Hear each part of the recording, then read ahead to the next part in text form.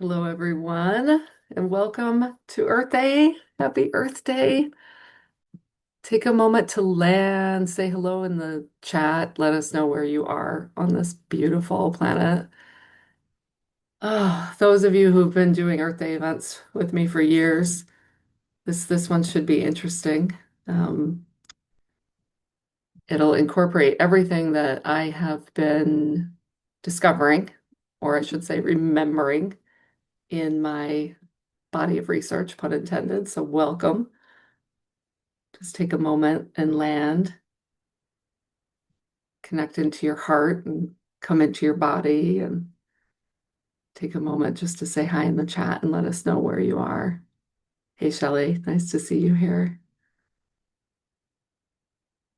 Yeah, and as everybody just takes a moment to do that and again, just really be embodied here.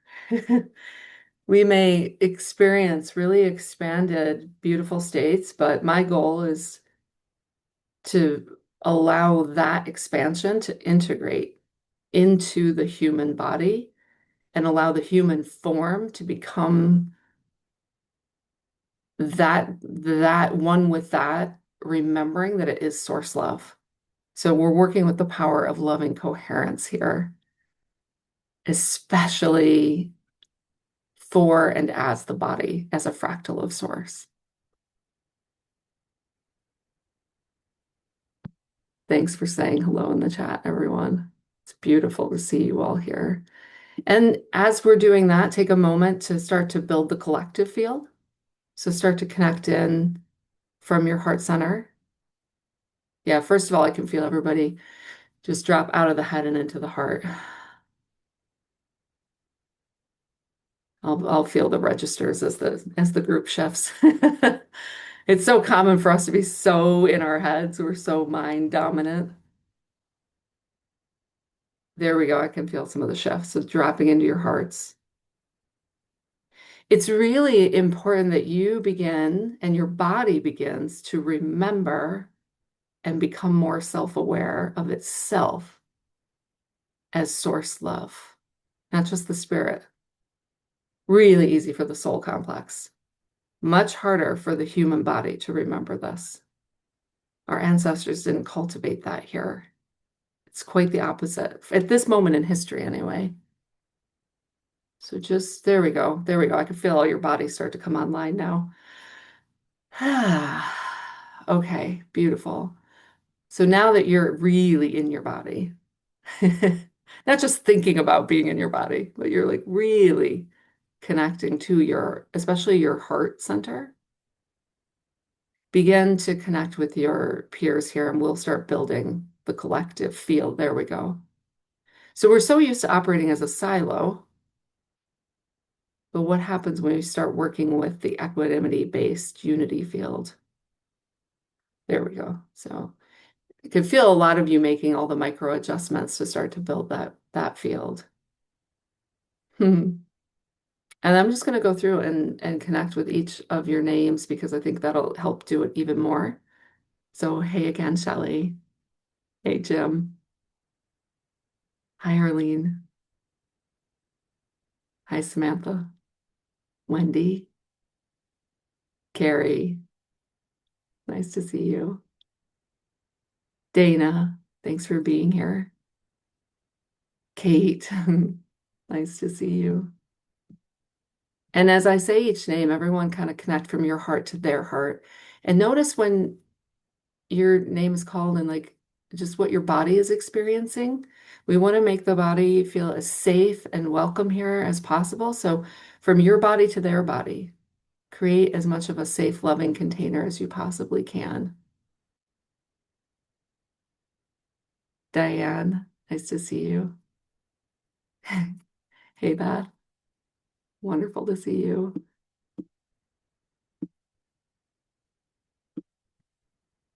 Hi, Catherine. I'm so glad you're here. Hi, Susan. Oh, yeah, I feel you guys doing it. It's really beautiful. Do you feel that? I can feel the heart coherence building and the love. Woo! Rarefied air you're building here. Hey, Sarah, I'm so glad you're here. Hey, Carrie. Hi, Evelina.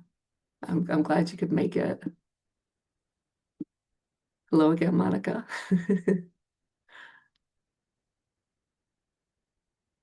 Hello, Helen. Thanks for being here.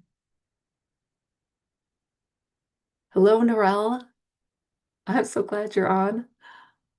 Hey, Tej. Just thinking about you the other day. I'm so glad you're here. Hey, Lewis. Glad to see you here. Again, like there you go. Everyone, if you're up back in your head, drop back into your heart. There we go. We're creating, and my field's helping create a really, really safe space for your body. Like the kind of safe space your 4-year-old is safe in. So we're gonna let even more, there we go. Just let your body relax and like, oh, all that stuff you didn't even realize you were carrying into the call. Just set it down. You get to just be your child self in here. Hi, Rosemary. Nice to see you. Hi, Jeanette. Welcome. Hey, Jane. Glad you could make it. Yeah, there you go. Really let it in. Let all that love in. Hi, Britta. Suzanne, nice to see you here. All the Aussies are representing this morning, your time. Thanks for being here. Hey, Clayton. Great to see you. South America represents. Hello, Corinne and Natalia. Awesome. Yeah, we can feel you. We can feel you. Okay, so to feel the difference already, just take a moment to feel that. And so this is the future of humanity. These are the adjustments that we can make. It may seem minor as you walk out your front door, actually before you even walk out the front door, to make this adjustment in yourself, but it's radical and it's revolutionary to come into your heart center in this way, especially for yourself first, always for yourself first, and then heart to heart to heart. And as we do this, what I'm being shown is this beautiful field of heart portals and lights just lighting up and syncing up. And it's really beautiful. So as we give, sometimes people have a little bit of trouble with the tech or they're a little bit late, but just let yourselves land here even more and connect to each other even more. And then I'm feeling in the field there are people who wanted to make this live but couldn't for whatever reason, so they're watching the replay. To all of you watching the replay, there we go. Let's connect to their hearts and welcome them in and welcome their bodies in to this loving container. Yeah, that's really different. Beautiful. Thank you. Thank you for co-creating this space. Throughout what we're going to go into the meditation and then beyond that into some gentle, loving, compassionate shadow work and some work I don't necessarily even have a name for yet, working really deeply and compassionately with the human body. I would just ask that everyone keep tabs on where are you in your own ecosystem? Back up in the head and then gently bring yourself back down into your heart. Disconnected back in your own silo, then find your way back into this co-created field. And then we'll see what happens in the meditation. I have a sneaking suspicion it might be really easy to maintain that after the meditation, because we're going to be building more of a field of loving coherence together. And anytime more than one person is doing this, let alone a larger group like this, the effects get really beautiful. And I'm being shown you as an individual will cease to be in the same way. You will be back in the natural state of the unified field and the consciousness of unity. So the net benefit, if you will, is that you just won't have to be trying to maintain this on your own nearly as much. That this is going to be self-maintaining so much easier. So I would definitely come back to the replay as well. And then what I'm being shown is to take this example and begin to apply it in your own life. So maybe you have a workplace or a family or a neighborhood. right? Or building that you live in, and practicing it there. And then this template of the unity of hearts connecting in this linked up unity.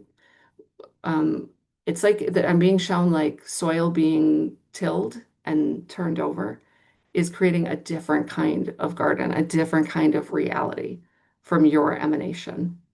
So it's very tempting to collapse back into just me, I'm walking around the world.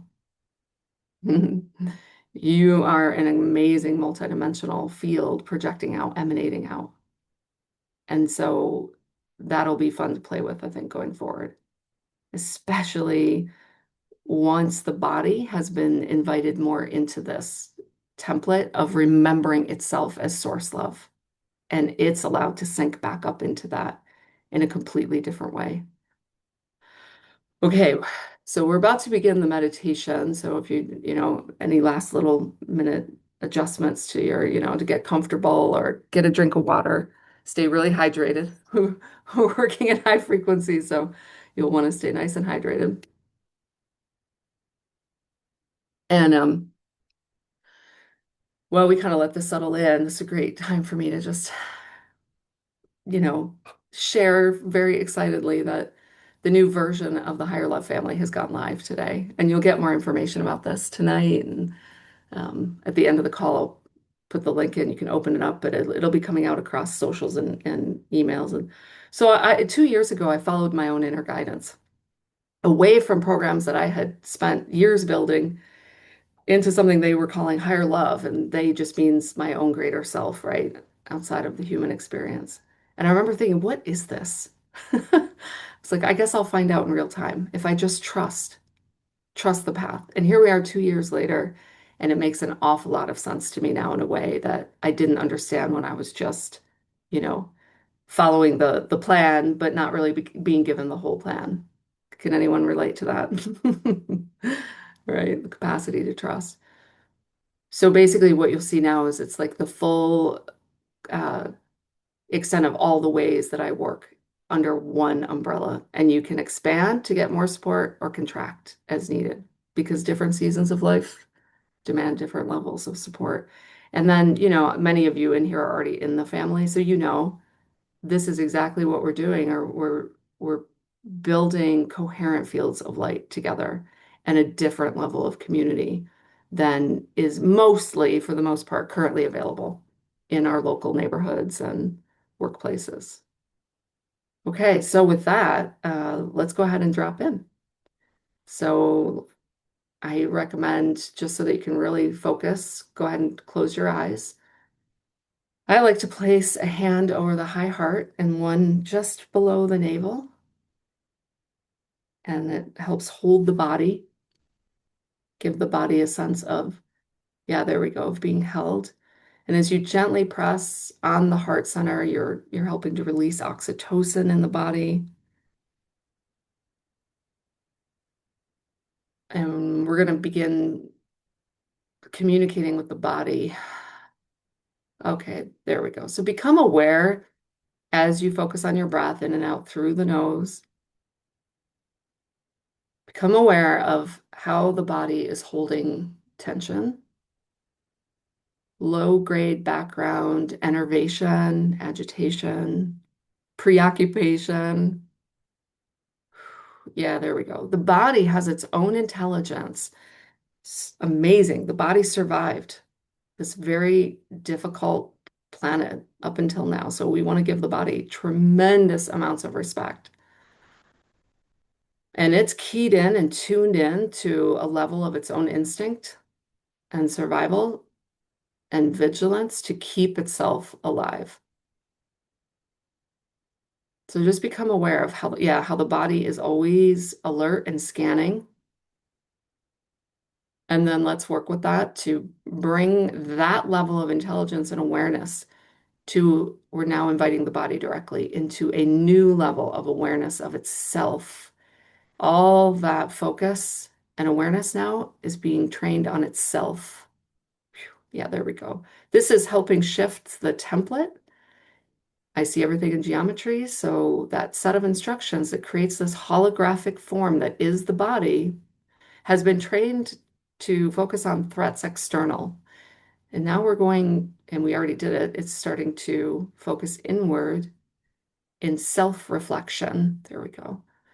So the kaleidoscope of geometry that is your holographic template has already begun to shift to become more self-reflective. That means that your body and its natural instinct is now trained on its own self-awareness. So you'll feel the micro adjustments in the body. I'm feeling a lot moving up through the throat center and the jaw and the neck. And we're continuing to work with the body's template of becoming more and more self-aware, self-focused, not for self-preservation alone, but for self-awareness. There we go. So we're setting a new level of instruction set. As we do this, take a deep breath. There's a lot shifting in the high heart center.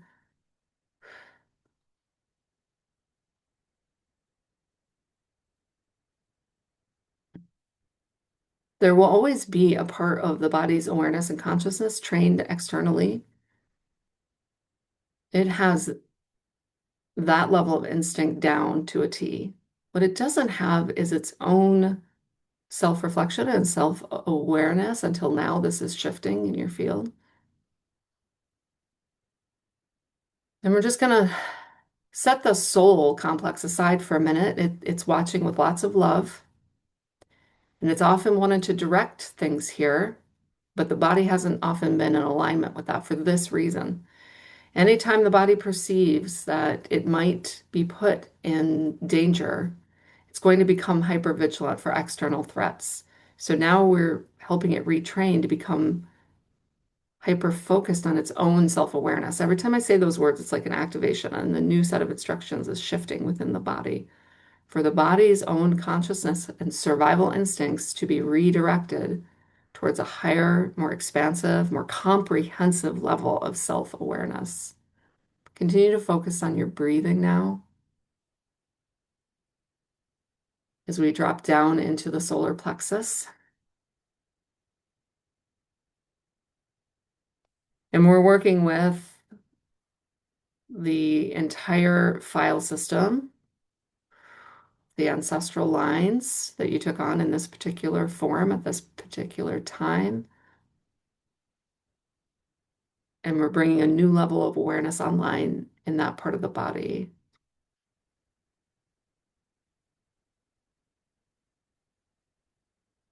And we're taking the low grade background anxiousness, enervation into conscious awareness. There we go, as a matter of default. So it won't be so in the background anymore. It's going to be much more, the body's going to become much more self-aware of when it's feeling low grade enervation, and it's going to bring it right into its conscious awareness to begin to work with much more consciously. There we go. And it's moving right up through the energy centers into the heart center to work with it more consciously here. So that which in the lower energy centers of the body felt powerless. The body felt like this is just how it is. This is all starting to move up into the heart center to be able to feel it and begin to process it. So allowing all of that to be felt at a different level in the heart center, and then making its way up, all the way up through the rest of the energy centers, through the throat and up through the crown. There we go. So we're essentially working with the body's set of instructions, its base code, to reroute what would otherwise stay in the background of its awareness into the foreground of its awareness, into the higher processing centers. We could call this the higher mind of self, higher heart of self. There we go. Now feel your body. Feel it's likely changed in its feeling of lightness, the energy running through it. So now settle back down into the heart center and then link back up to everyone else here. Yeah, you'll feel the different quality of beingness in everyone else. And then as we put our group field together, and as you breathe in, let yourself breathe in everything that is being inter-resourced in a quantum field like this, where there's a higher order of being based in loving coherence. There we go. And then allow the source love self remembering to permeate and move. There we go. Move through this larger organism that we are, and allowing all of that source love to just radiate, infuse through and emanate out through. There we go.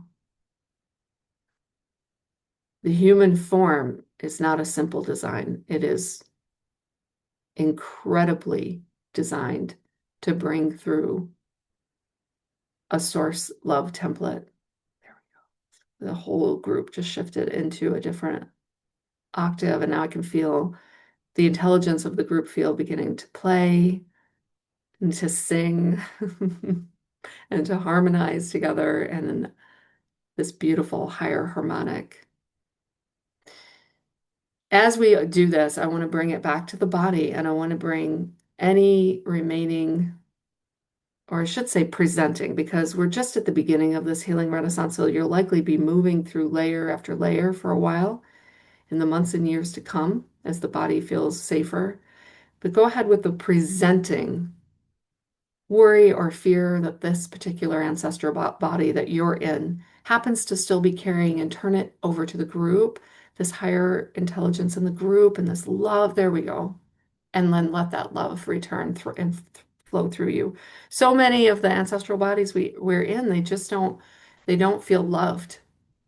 There's a lot of abandonment wounding in these bodies, let alone remembering that it is love. It is source love. There we go. So let that body feel like it's being included, not exiled, invited in, not abandoned. There we go. There we go. So there's a lot of alchemy there that you are all providing for yourselves and one another.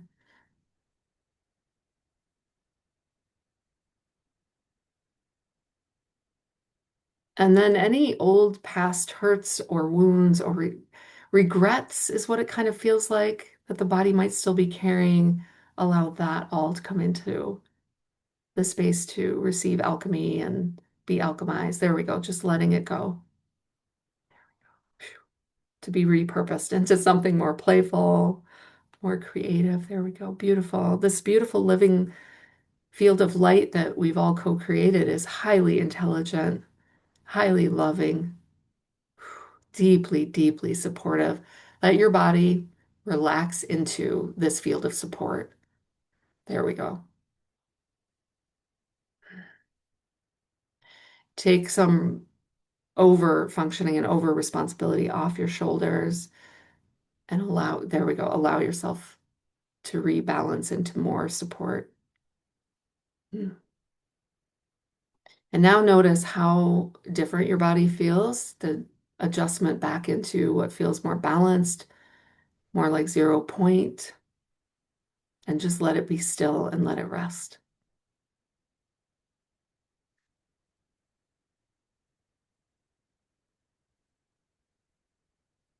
And now let's go ahead and sync up with the consciousness of our planet. There we go. Woo! Invited out to the larger playground, the planetary playground, and allowing this beautiful co-created field of light to merge with her consciousness and play and expand, moving through all the waters of the planet. Feel that higher harmonic, feel the singing, feel the harmonization. I hear overtones. Whew, beautiful.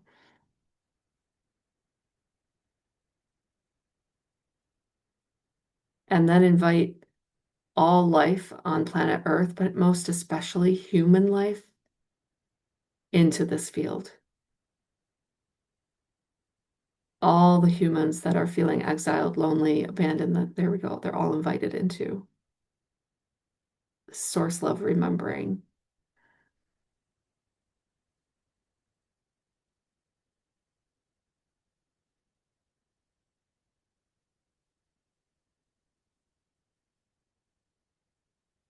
And then dropping into 0 point completely now.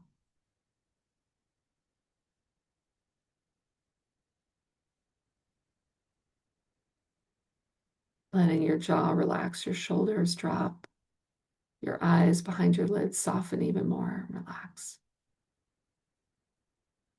Going into a very deep state of restorative healing.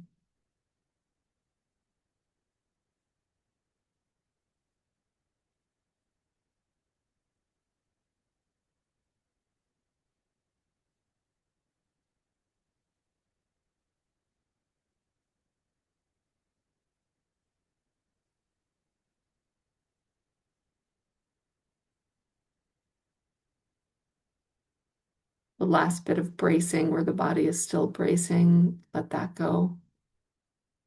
Dropping even deeper into 0 point.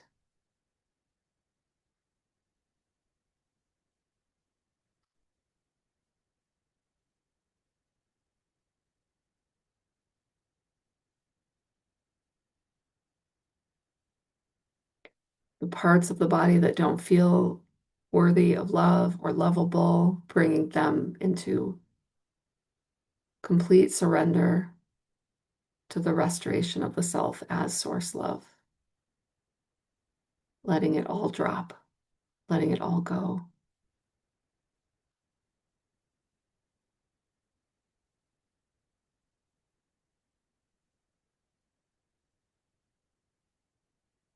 Becoming acutely aware now the body is of its own tendency to want to pick back up the survival, the bracing, the protection, and then set it back down right now in this safe space of a loving, coherent field. Feel the back of the neck release.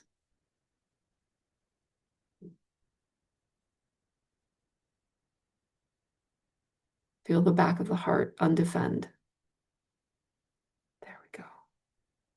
And now that last bit of armor that kept us in the last bit of siloing, allowing us to come back into a recombination of ourselves, something closer to loving coherence,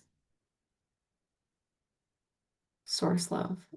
And let the body drop even more now, set even more down.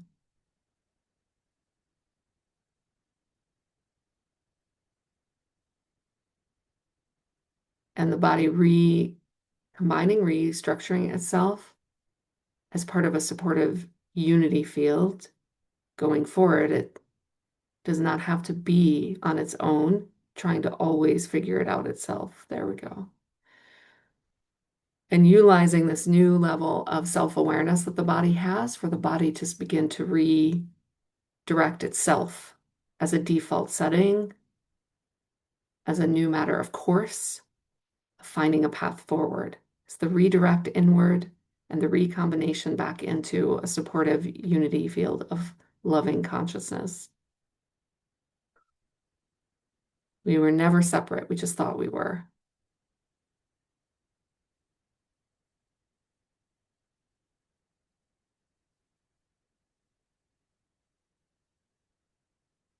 Beautiful.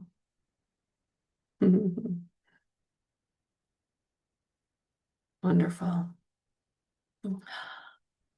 So that concludes the meditation.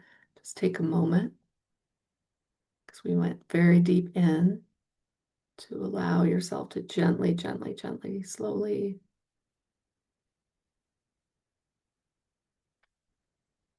come back to a focus on the room you happen to be in, on the group gathered here. Although we're super connected beyond just a screen, I'm sure you can feel that.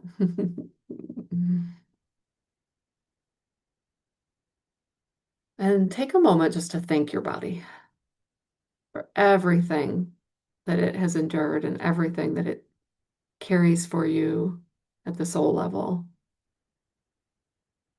And we're going to stay super, super attuned to the body going forward and what it needs and what it's experiencing. And it's going to experience a new level of self-awareness. The bodies are telling me that it's like the body collective, we'll call it that, likes this because it feels like it's getting even more information to work with. So overall, it is it's very on board with this instruction change set because it feels like it's taking it out of complete react mode into a new level of information, which allows it to do its job of surviving even better. So that's beautiful. I'm going to stay very close to where the body collective is at and what it's experiencing. Miriam, you heard that source code was being rewritten. What does that mean? Yeah, I'll answer as best I can from what I experienced, which was that as a fractal of source, our bodies are experiencing at this time in history on this planet a level of distortion, disease, regression, disharmony that uh, is not loving coherence. I mean, this is why most of you have heard of all the beings that have come here and have taught you can self-heal, et cetera, et cetera. And so we're working with the base code, like this beautiful geometry behind me. That's how I see everything and getting the body to a state closer to that. So helping it rewrite itself with a new instruction set, which is to me the ultimate, like the origin of where the upstream origin of where a lot of dis-ease stems from. But we have to start paradoxically, not by judging dis-ease or disharmony as inherently bad. It's valid in the all that is. We start by loving it unconditionally. So if you have an area of life that you have been frustrated about, annoyed with, judging, drop all of that and meet that part of life with as much loving compassion as you possibly can. And from there, see, I can feel the change. Like you can feel the alchemy happen when you do that in your form. Beautiful. Thanks for the question. So now what we'll do is move into this part where we open up the floor and we'll go for, oh, it's 3:33 my time. Of course it is.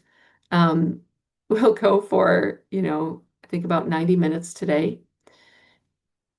And of course, everything that gets brought up by one person is going to serve everyone else. It always does. So I'm going to thank you in advance for being willing to ask a question, ask for some help with something. And then what I'll be doing is listening very carefully to where your body's at, what your body's saying, and then your guides and your higher self as well, and how they're guiding the process. Essentially, what I have remembered in the last 6 months or so since my big kidney event in Italy, um, is that the body's consciousness is separate from our soul complex. And the body's just been in more survival mode, and it's less available for integrated expansion because it's focused, and rightly so, on surviving.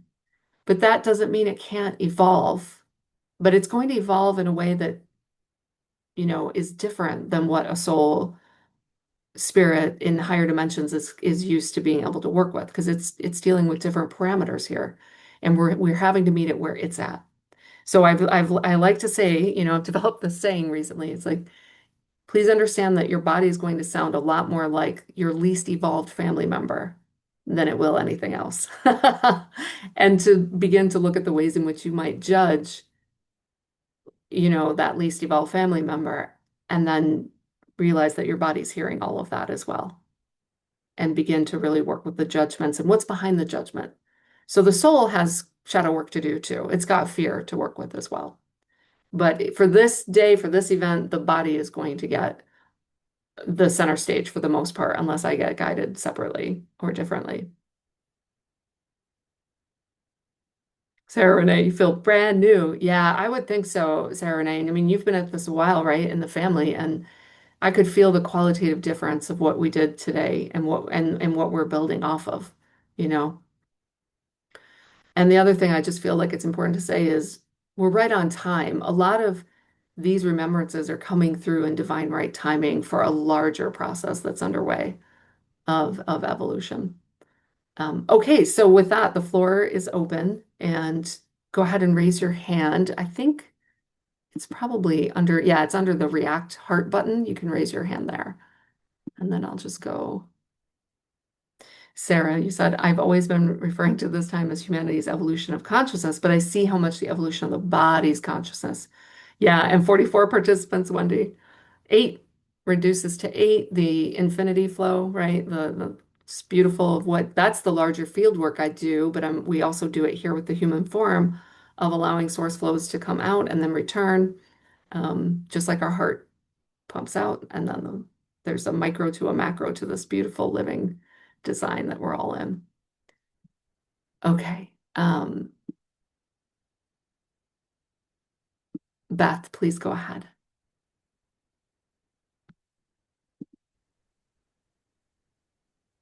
Mm, Um, I don't really know what to say. I'll report that at at the beginning, I just felt a little silly. I mean, I couldn't quit smiling. I felt the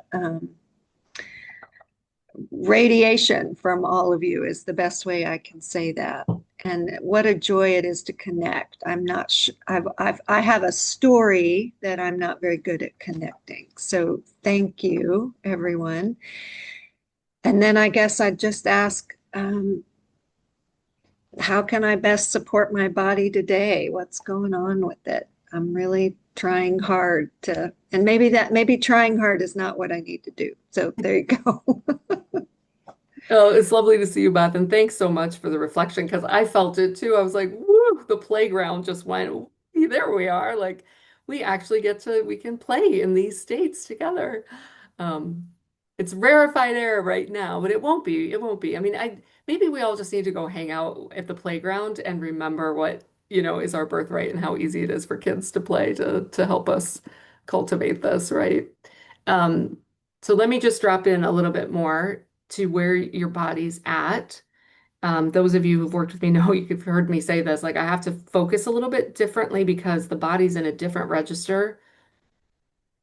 hmm So what I'm picking up, Beth, is in the body there, and this makes sense, right? Based on everything that was shared, the body is very trained for hypervigilance, for threats. So it's got this orientation and stance right now of ancestrally inherited mistrust and scanning for that. So do you feel that? Oh, yeah. Yeah. Yeah. So that's what we want the body, and I'm talking directly to the body now, is for you to become more aware of. And well, thank you for that ability. It's a very important one to have. Yeah, see, do you feel how the body likes that? It's like, yeah, hello, thank you. Yeah. Yeah. You can't let your guard down. You can't let your guard down. So let's hear more from the body. That's great. Like that's important. Yep. Yeah, see, the body wants to caution against letting your guard down and like who's tending to the body when you're off doing, from the body's perspective is kind of like God knows what. God knows where you're going. And I have to be here and foot the bill. Yeah. Yeah. So that's good. Thanks for all the information and how you're oriented. And that's what was the original question? What can I do to support the body? Yes. I mean, I guess how can I encourage it to relax more, be less hypervigilant? We can't. Okay, so this is the Yeah. trick. Yeah. That's the sole agenda. It wants to skip right to harmony. Yeah. But without, yeah, there you go. I felt your whole field shift. Your soul totally just got it. Without meeting the needs of the body and respecting the body and its perspective, which is, hey, you got to watch it out here. And I'm watching carefully. I don't know that I can trust, And so you can't let your guard down because, so the best thing, paradoxically, we can do for the body is listen to it and not judge what it's saying. Mhm. Yeah, see, the more we do this, I can feel your body feeling more and more validated. And when the body feels validated, paradoxically, what's it going to do? It's going to trust, What? it's going to let its guard down. Basically what we're looking for is to cultivate an environment of listening so that the body feels safe enough to not be in hyper defending and hyper protecting mode. Yeah, there you go. There you go. And that's it over and over again, but it's like inverse of what we're trying to get to the goal versus dropping the goal and just focusing on like meeting the needs of the body where it's at. Yeah, beautiful. Thank you so much. Thank Yeah, you. yeah, and I'll just reflect back now I can feel in your field. Your body's way more aligned with where your soul wants to go now as a result. And they're not like at odds and getting in a tug of war. Hmm. So when Okay. you feel that bracing and the mistrust, like lean into that and be like, what do you get, body? What are you picking up? Yeah. And really let it. It's tricky because from like the more evolved soul perspective, it sounds like the body is fearful and judgmental. And it's like if we just drop those labels and just listen, you know? Hmm. Yeah. Yeah. Thank you so much. Wow. Powerful. Lewis, please go ahead. It's been a little bit of a struggle to hold my question as I'm integrating. Yeah, right. Just sitting there like, what's my question? Yeah, I've been going through health issues for a while, and so today was a good example of just not feeling good and kind of being like petty and pitying, self-pitying, and kind of like raging about it in a way. But like, it's hard for me to break out of that cycle, especially when I have lower energy. Anyway, part of me is like struggling to figure out where it's the body's experience and where it's the soul's experience and how to be there for my body without like to feel what I'm feeling and to get to that sadness or whatever it is underneath, but then also not be stuck in it, you know? Okay, thank you so much because I was just having a conversation with this about a friend, and this is the exact work that we're all in right now. So, um, let's get right to your question though, because that lived experience can feel like hell on earth, right? It can feel like the back eddy, right? It can feel like the bottom of the well. So that feeling, bring as much love and compassion, right? And presence to it as right there you go, as possible. No judgment at all. Just total equanimity. There we go. There we go. And then let's see, I can feel all that ancestral grief and sadness coming through. So whether we were brave or, like the hubris and ignorance of the soul to come in and take this on, many of us are now in a position to begin to feel, to heal thousands of years of ancestral trauma trapped in the body or compounded. I know, right? We're like, whoa, what were we thinking? So here we are. And, in that conversation with my friend, what we were talking about is how do we balance not just stoically shoving and suppressing all the emotions to survive and getting on, which is what a lot of the ancestors did, or feeling completely lost in the expression of this constant grief, right? Because that can be debilitating. And so we're all in that in real time discovering that for ourselves. And I would just say, yeah, for your field, it's okay at times to just set it down, to just set it all down and let it be the way it is without trying to fix it, resolve it, judge it. Yeah, there we go. Yeah. Yeah. So in your ancestral body, what I feel is just like Oh boy, there's just so much grief and like genuine a victim. Like there were things that were perpetrated down this line that were never resolved. The full arc of those traumas were never resolved. And so the body, the ancestral body is oriented towards a feeling of being a victim. Does that make sense, Lewis? Can you?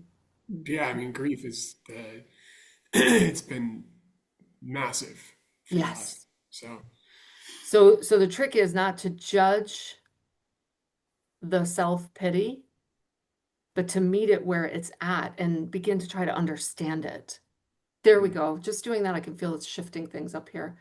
When the body can just be met with true unconditional love and no judgment, it starts to create a space for it to be seen and heard. Because what I'm hearing in the echoes of the ancestral line is then what it's met with is someone else is trying to one up your suffering. And so the body is never heard. The body has just never been heard.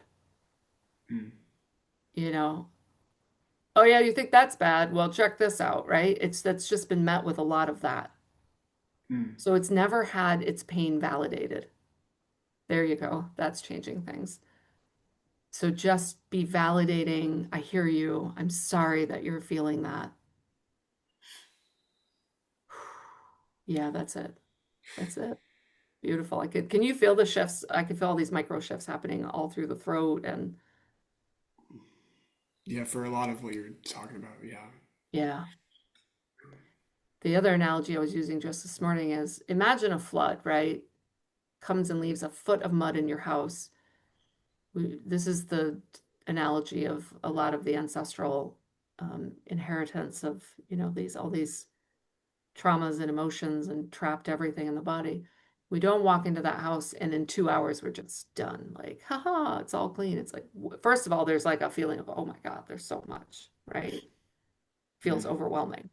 So just like you would with that situation, it's like take a breather, maybe go get a meal, make sure you're well fed, you're well rested, and then come back to the foot of mud and go, okay, we're going to work on a little bit of this. And then knowing that at some point you're going to feel like you've made headway, but then you're going to find a whole cupboard full and go, oh my God. So a lot of the pain we're experiencing and frustration comes from the idea that somehow we shouldn't be having to do this.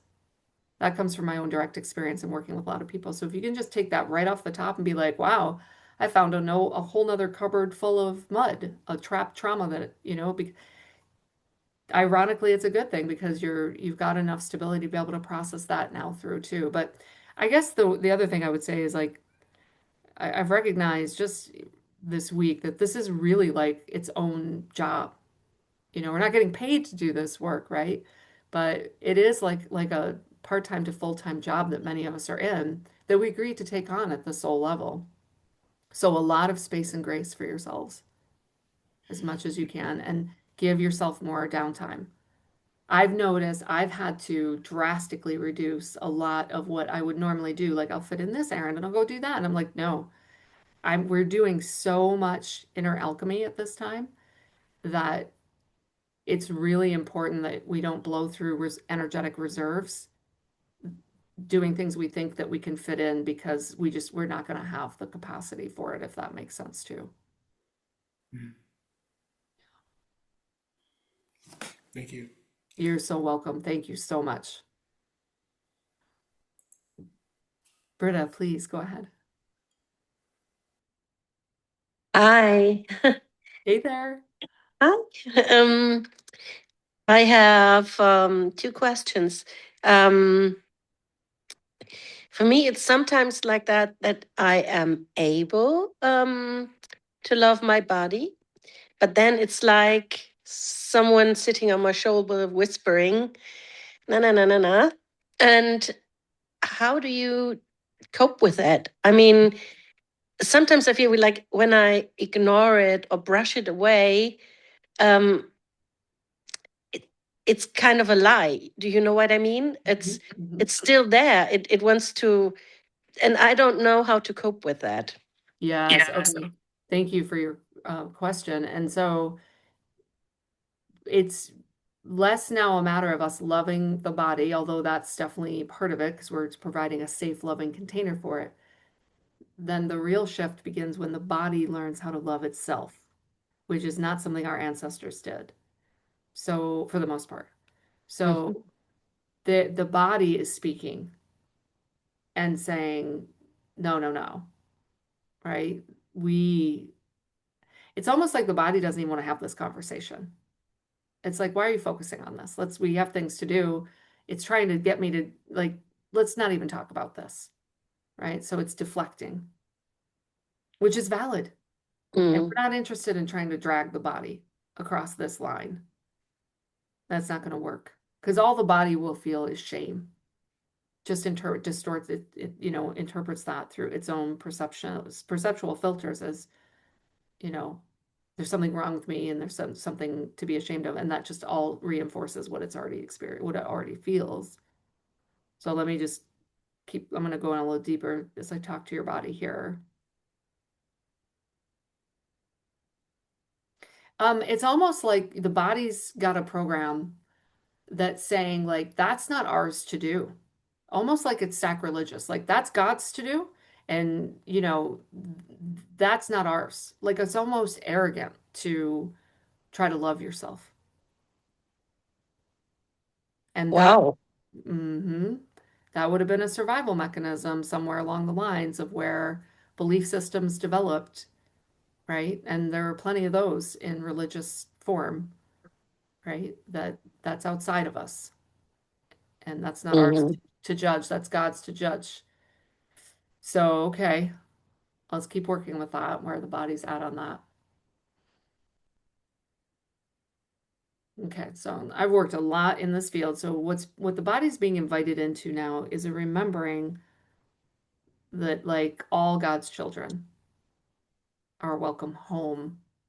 There we go. So it's getting reminded of this on a different level than just spoken there. And now I'm sensing the inner child of the body that desperately wants to come home. Yep, there we go. There, Mm. there, yeah. So I could feel all that happening kind of behind the scenes, so to speak, in your body, that shift. So that real kind of presenting as you shouldn't be doing this and we have other things to focus on, to the more vulnerable childlike self that just wants to be loved and just wants to come home. Mm. I can feel that. Yes. It's really beautiful. It's very tender. So just love, love, love, love that part. Underneath every big thick skin and presenting protective mechanism is definitely a child that just wants to come home. So now we want the body to become more aware of that. There we go. And validate that for itself. It got exposed to the love of source, so it's undeniable. Like, the fact that your body just had that experience, its own experience behind the scenes as we work that, is undeniable. And so it can move forward with that. Yeah, that's really beautiful. There's a ton of healing happening all through up in here. And by healing, I just mean it's like a reconfiguration, you know. Hmm. The self-concept begins to change. Your body's going to start wanting to get others to see this, I can tell. Go slowly, go slowly. Practice the Hmm. minutes of, like, don't judge, just start with loving them right where they're at, even though they might still be in that orientation themselves. Hmm. Beautiful. Thank you, Britta. Yeah. Thank you. Yeah. I was. May I ask another question, Please go or is ahead. there? Yes. Yeah. Um. Um. Since September, um, a lot of friends of mine and me also have experienced illnesses. Like it's like everybody's getting sick, but and it's like happening faster, and then it's healed. The next thing comes, then it's healed. The next thing comes, and it's speeding up, and it's so fast. And when I talk to friends, they're sick one week, then the next week they're okay, and the week after that they're sick again. So it's like it's like a roller coaster of sickness. And I was wondering, what's your perspective on that? Yeah, I mean, what I'm picking up from what you're speaking about is just that it's kind of what we've been talking about is that there's so much now able to come up from underneath like concrete and suppression, Mm-hmm. and it's making its way through and expressing itself and moving through. Of course, where I'll come from is to use everything in life as an opportunity to do shadow work and to meet whatever's coming up in us. So, like, if there are thoughts or feelings or judgments or um, you know, emotions around the illnesses that are coming, meet all of that fear and meet all of that which is being catalyzed with loving compassion as well, because that will also be revealing like ideas we have about this shouldn't be. The judgment Mm-hmm. in physics is just resistance. And so what you'll hear me say over and over and over again is how much can we drop the resistance? How much can we drop the judgment of what we think is happening to be available for, yeah, what's happening within us? That's why I find the particular instruction code change that we initiated today to allow the body to become much more self-aware, Mm-hmm. self-focused, not in a like self-protection, but a self-aware capacity to be fascinating because that should go a long way towards serving this process and then meeting everything that's coming up with lots of Mm-hmm. love. But yeah, in general, I think we're moving a lot through. And so things are going to be presenting and kind of like old wounds that never healed fully, opening back up, clearing through, and then shifting. Okay. Yeah, thank you. Yeah. Thank you. Miriam, please go ahead. Hi. Hey there. Mhm. Thank you for what you're sharing and for what everyone is sharing and is coming through. I can feel relating. And what was coming up for me, aside from the source code message, was a couple of things. I asked what the body wanted to share and whether there was more of an ancestral piece. And I heard that it's like cosmic lineage. So it was including beyond the human experience. And I also got a message, and I could feel it in my body that because my health challenges, as it often is the case, are affecting so many things in my life, basic, what we might consider survival, like home and finances, food, etc. And as I was asking about the shifting, even to allow more support, so that because that was one message that came up, so that the body feels supported as this healing and attention to the different experiences is given. Because, like you said, it does feel like a full-time job sometimes. And I got the message that some part didn't feel like it was fair for me to have more support when there's so many that are suffering. And I've gotten this message before and was asking for help with any level of sacrificial suffering type thing, but I'm just wondering what might be coming through that would bring the most, yes, allowance um, for me and my body right now. Yeah, thank you so much for that question because I think every single person on this call can relate to the intention of that question. It'll vary for each body, so I'll tune into your body more specifically here in a minute, but I did see some of that addressed during the meditation and the code change because the body, a lot of ancestral human bodies are oriented towards, I have to do this on my own, right? Hyper independence as a matter of survival. And you can't count on others, right? And so that was addressed in the meditation and in the instruction code set. So that is already in motion. And now to work with the body more consciously, let me tune a little more deeply into your body specifically around that question that you asked. Yeah, so there in the ancestral body, there is a tendency to minimize one's own needs. Mhm. Yeah. And that's at the core of this. Like, oh, I'm fine. I have enough. I'll figure it out. Don't worry Mm. about me. It's another deflection tactic born out of the wounding of my needs don't matter.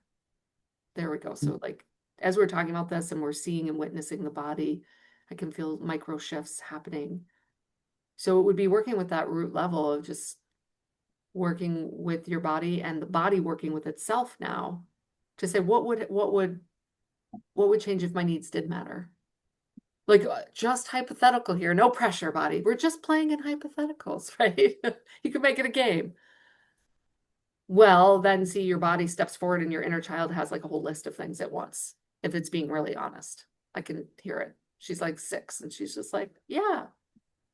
And then that tug of war and civil war internally of like, yeah, but don't bother asking because we shouldn't even expect. And so working with that internally to allow the body to give itself more permission to what's being said is like to just simply express what you want and need.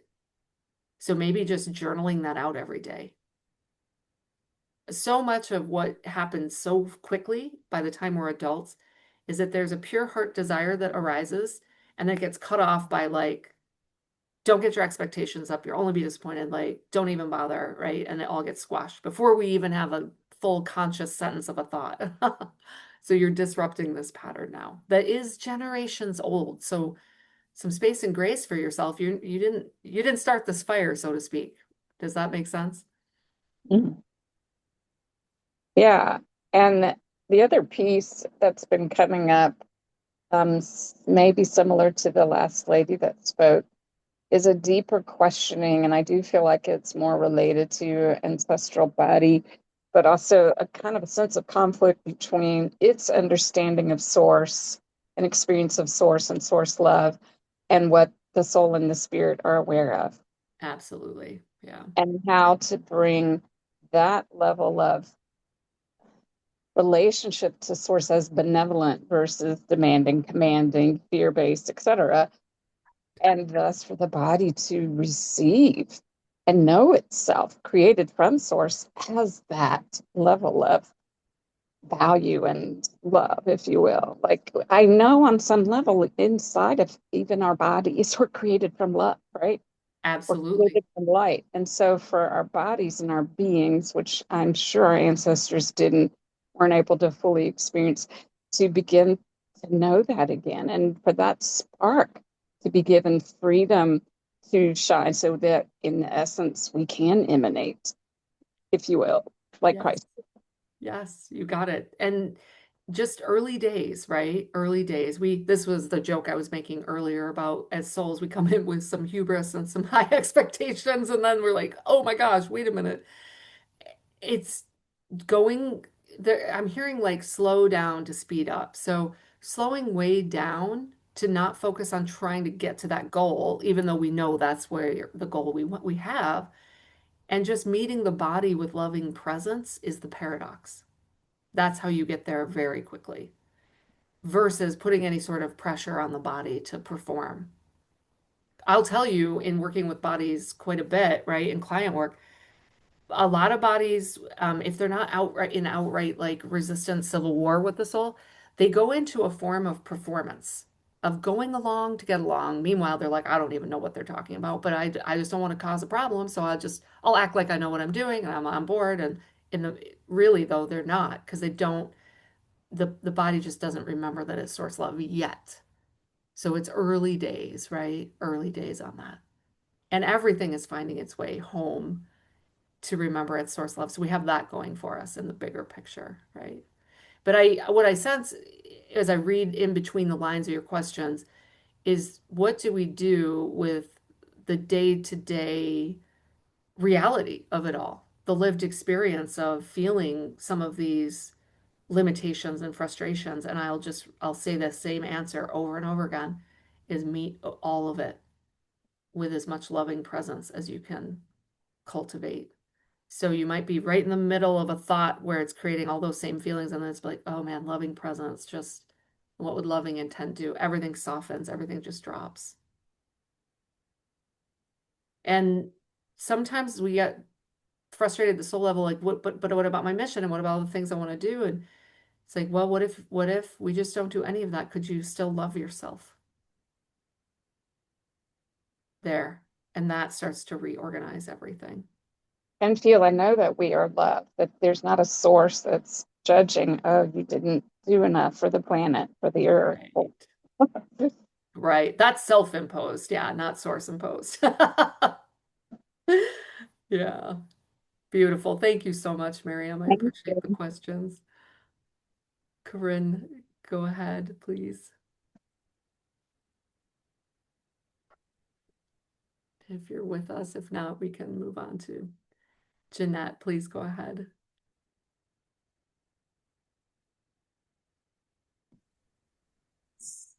Oh, there's Corinne. Hey there. So sorry, so sorry. Okay. I just want to make sure I'm understanding something because I do feel like I listen to my body a lot. And what it says is a lot of despair and a lot of anger. Um, and then I don't know exactly where I go from there. Yes, I meet it with, I think, loving compassion, but I must be missing something because it doesn't get better. Yeah.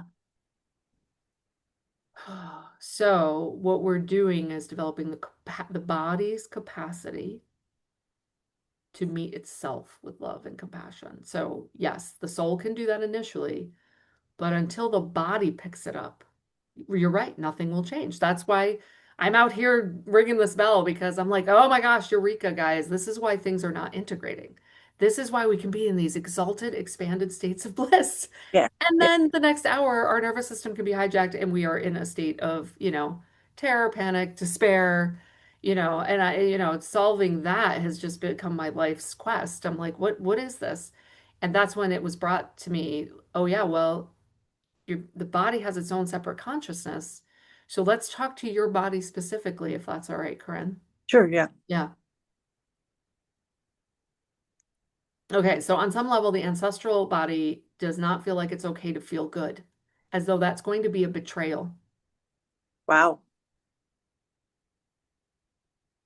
There's been a lot of loss historically in these lines, and the body is telling me that if it allows itself to feel joy, it's turning its back on all those. It's very similar to like the soldier survival syndrome. That's what I'm getting. There we go. Now see, just your body getting witnessed in this way. And it's very grateful that someone else knows of all of this loss and that there's some honoring happening here. So here's what actually your spirit team is showing me to do is work with the body. The body would really like to honor all the ancestors, maybe hold regular candlelight vigils where they're honored and remembered. Maybe there's actual, like I'm being shown like trees planted and memoriam projects. And the body, once it feels like it's doing what it can to honor those, it's going to be much more freed up to start to move back into states of joy. Is this making sense? Yeah. Yeah. And I'm sobbing. So Yeah. something just moved. Thank you for that. You're so welcome. Yeah. Yeah, just work with where the body's at, and it can't move forward until it feels like those who have been lost aren't remembered. I Yeah. totally resonate with that. Thank you. Yeah, thank you so much. Wow. Oh, once again, just give your body so much love right now.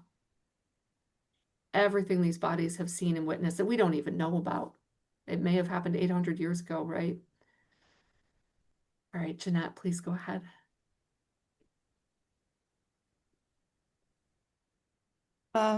Yeah. Hello to everybody. I developed a question yesterday for another workshop I'm doing today, but I saw your workshop had come up, so I suddenly jumped on. And one of the things I'm working on is that I've been quite ill since 2019 with ongoing COVID, 4 times long COVID, and it's just resolved. But all of a sudden now my left hip has started to have pain, and I've already had one hip replacement a few years ago. And one of the things I'm working on is I'm bringing up a lot of past experience into the moment. And I've recognized, I only found out on Thursday from the scans that I'm going to have a hip replacement. So I recognize I've gone through the grief, the anger, the blah, blah, blah, and I'm telling the story of my pain and trauma, how bad I was treated in hospital. So what I'd like to do is let that go, but it keeps coming back up. And as I'm doing that, I'm mining back even further. So I suppose my question's around how do I stay in the loving, so that I'm Well, not. okay, yeah, see, this is the trick, isn't it? We want to, people, you're all going to piece this together here. We're trying to jump to the loving before we actually hear what the body is actually saying.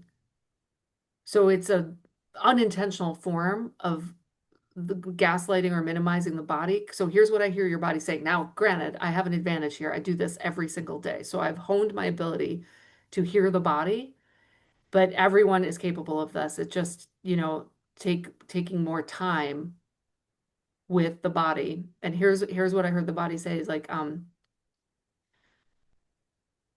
it's kind of a different nuance than like my needs don't matter. It's more like my needs are not taken under consideration.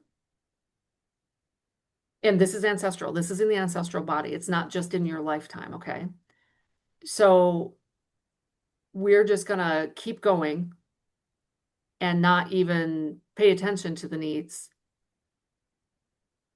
And it's kind of like run roughshod over our own needs as a matter of survival. So putting ourselves last is what I'm hearing. We put ourselves last.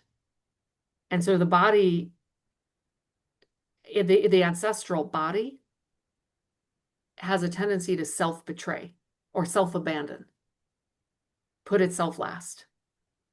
Is this making sense? I'm trying to interpret the You information in the told me that field. last time. And also, What's I that? was triggered. I think what you've just said, I think you said to me last time, but also the gaslighting. I was gaslighted, but whether I'm doing that to myself, Mhm. I'm not taking what I say The seriously. body. We got to be careful with the pronoun Oh, I. So just say like the oh, ancestral body developed a survival mode and adapted of like my needs are last, so I don't really pay attention to them. And let's just get on with it. Yeah, I just I'm last and that's fine and that's the way it should be. All this other stuff has to get done. So first and foremost, we just really want to hear where the body's at because the body self betraying it because it does have needs, but it learned ancestrally. Good luck with those. So yeah, we don't even bother trying to know what they are ourselves or get them met. But now here we are in this situation, and so the body's becoming increasingly angry, understandably so, right? So it's in this like catch 22 that it can't get out of. Before I move on, does this make sense to you? sort of, but I'm not sure how to do that because Right, before we try to get out of it or how to do it, just is that an accurate depiction of kind of what you find yourself in? Like tendency to overwork and not really. I've probably changed that pattern in the last 2 years. Mhm. So the ancestral body is the one carrying that, Ah, right? okay. It's like we said with Miriam, you didn't start this fire. It didn't begin with you. Because yeah, So my mother does that, and she's self-sabotaging, and I can't help her. right. So and the term self-sabotage, when I use it on myself, I can tell my body doesn't have the best reaction to that. So it's like self-abandon. It self-abandons. The ancestral body self-abandons because of course it does. Like historically, it didn't get its needs met. So then it's like, fine, we won't even try.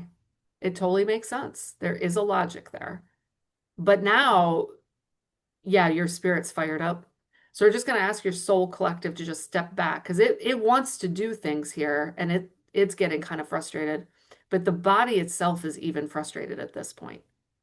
Yeah, well, I right? can't do things. I can't walk up Exactly. steps again and things. I couldn't do Exactly. it because I couldn't breathe for years, and now that's gone, and now physically the pain.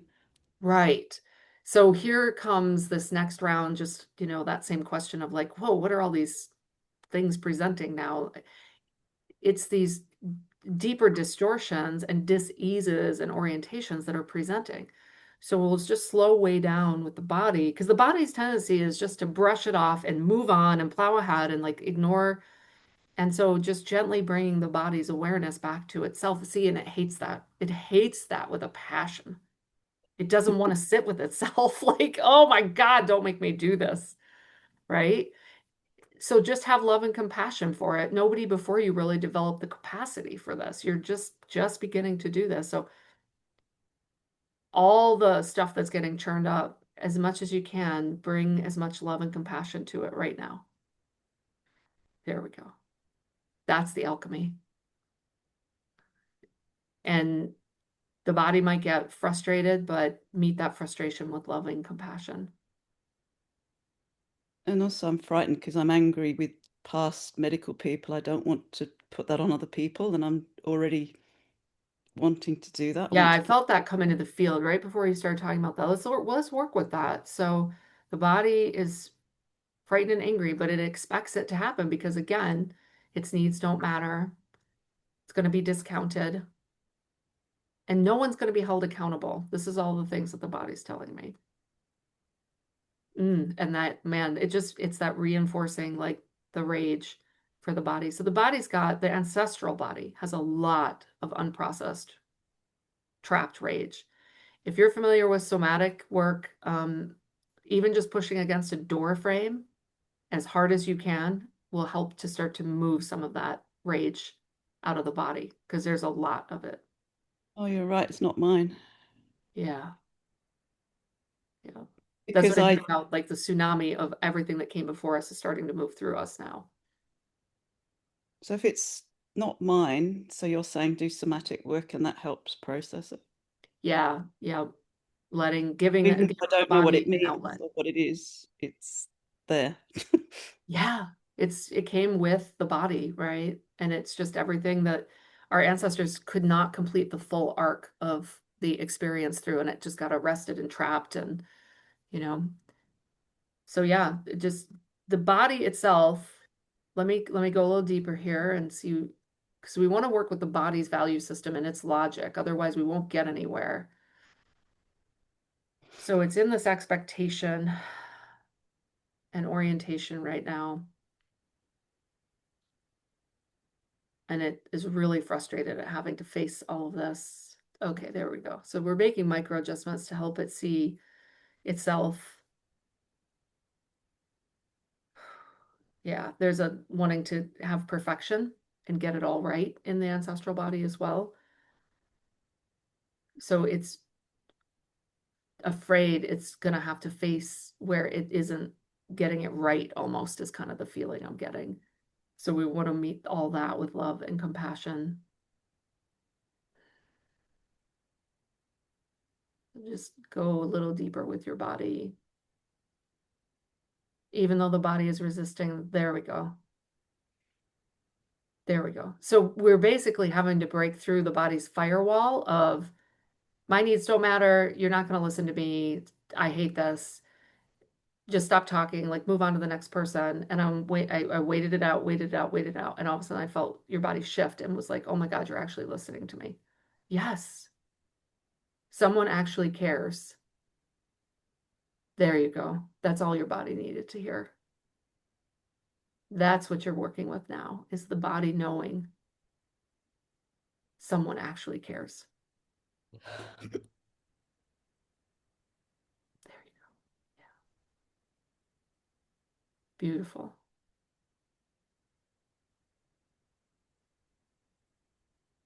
There, as a watershed moment, I can feel lots of stuff in your body shifting. Now, the tendency body, I want to speak directly to you, is going to want to be to wall up. Just keep letting it down. And the more you do, ironically, you're going to end up with like the best nurse ever, the most caring physician, right? Like that, this will all start to become part of your reality. Yeah. There we go. Yeah, I feel your whole template shift.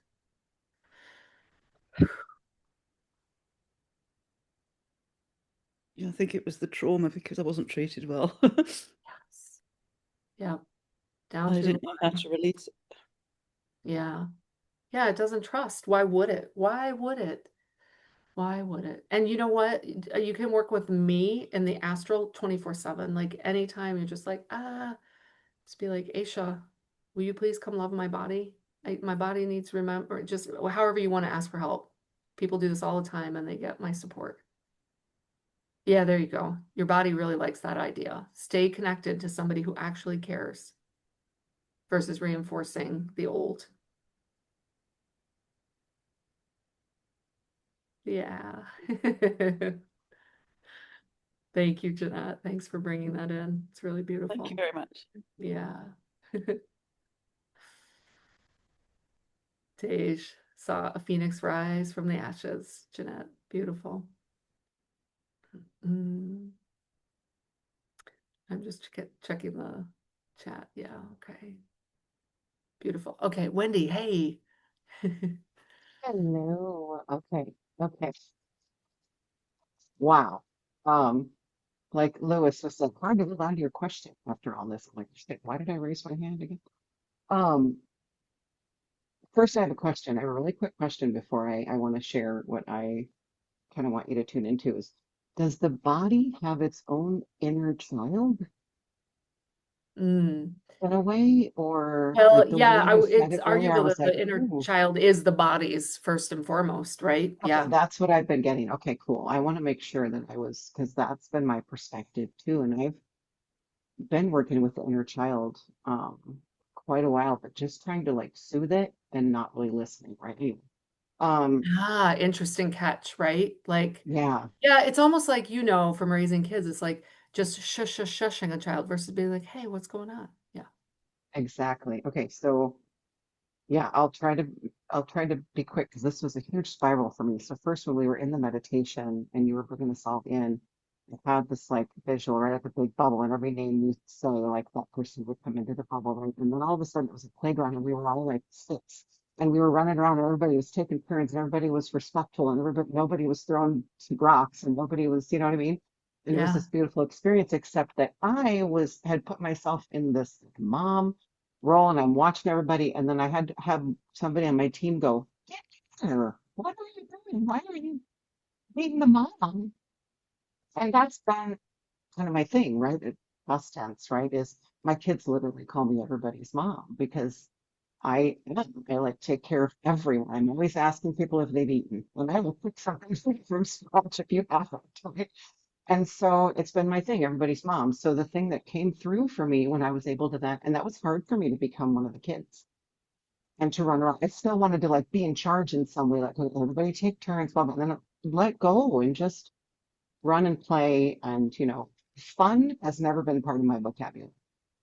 Just Capricorn Sun, we don't, operate that way typically. You have to really tune into the rest of your chart, right? But what came through for me big time was, healing this. So I've got a big thing going on, right? I think we all can relate to this, right? And I can so relate to the one thing after another, right? Like it feels like we're just getting big. And oh, that's here, healed. Okay, next. Next, how about some face? I got some skin stuff going on in my eye. And it's been really messing with my vanity. And I've never really considered myself a vain person. But my mother, the programming from my mom was a beauty queen. She was beautiful. In fact, she was known for that. Like anybody who knew her, oh, she was so beautiful. My dad, like that was the main thing. Like she was just beautiful. She was his beauty queen, right? And I come along and I'm this tomboy and I don't want her to put dresses on me. I don't want to wear makeup. I don't want to look pretty. I don't want to. And so I was like this big disappointment because I didn't want to do those things. I didn't want to be this, pretty thing. But it still got put in, right? I still inherited it, right? If you don't Mhm. inherit it, or if you don't feel it, your children inherit it. And so I've been working on that getting into the mom energy for everybody to try and make up for where she Mm. failed, right? Momming everyone to atone for her where I felt she failed me, right?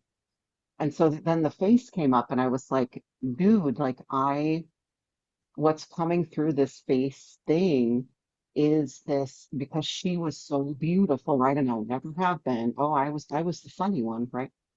I'm funny, so that makes up for not being beautiful or whatever. And man, that vanity, it's almost like the last of this programming from her. It's like, oh, but you need to focus everything on being pretty. Make sure you're pretty, first and foremost. Make sure you look good. Make sure you're dressed to the nines. Like, she was a mom in the 80s where you put on pantyhose and pumps in your jeans, whether you were going anywhere or not. And here I am in this, in this time where we're like, do we get out of the PJs? Probably not. Not a bra. It's a total different paradigm where I'm living in. And I think part of me has really had been dealing with that, like, well, the inner child, right, that was wounded by her. When you Mhm. said something about the body's inner child, it was like, oh, that's a good connection for me because I do feel like I have been communicating with that Yeah, there's version. there's this other thing that dropped in while you're talking, Winnie. It's kind of interesting. So you've probably heard me speak about judgment is the curriculum here on Earth. What the heck does that mean? It means that if you judged mom for being preoccupied with beauty, guess what you're going to get to live out to be on the flip side of having that vanity triggered, to discover that you may actually care about that more than you ever realized, and especially if you were judging it actively with a charge on it.